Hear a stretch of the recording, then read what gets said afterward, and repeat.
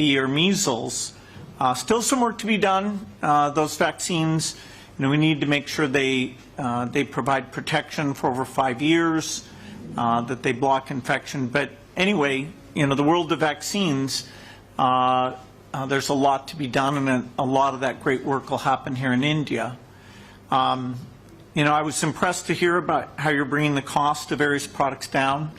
No doubt that's important for the entire world.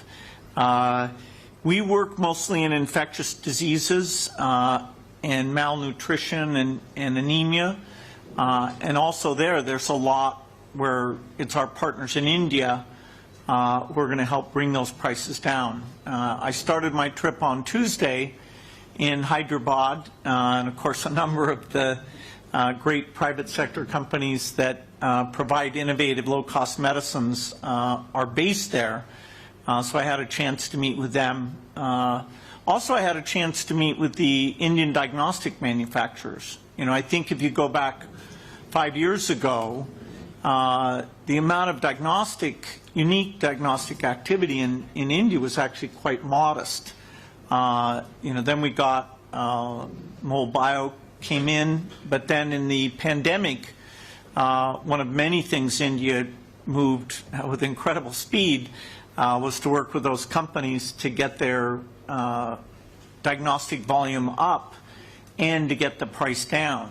And so now there's a challenge for those companies because the COVID vaccine diagnostic market was large and gave them a lot of sales volume.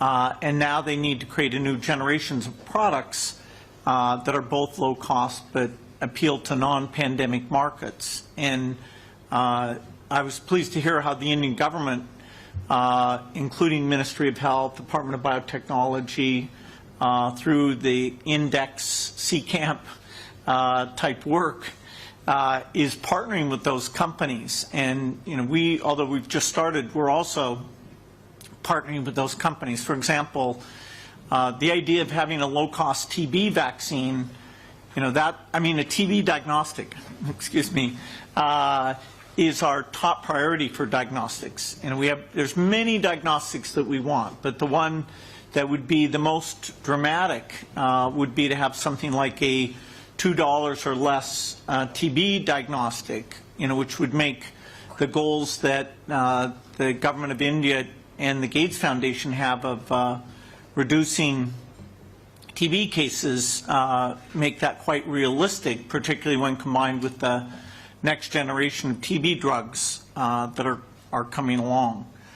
One disease that you mentioned, sickle cell, is a significant priority for the Gates Foundation. I'm sure you're aware that even though India has significant sickle cell, it's actually Africa where you have the most dramatic burden for that.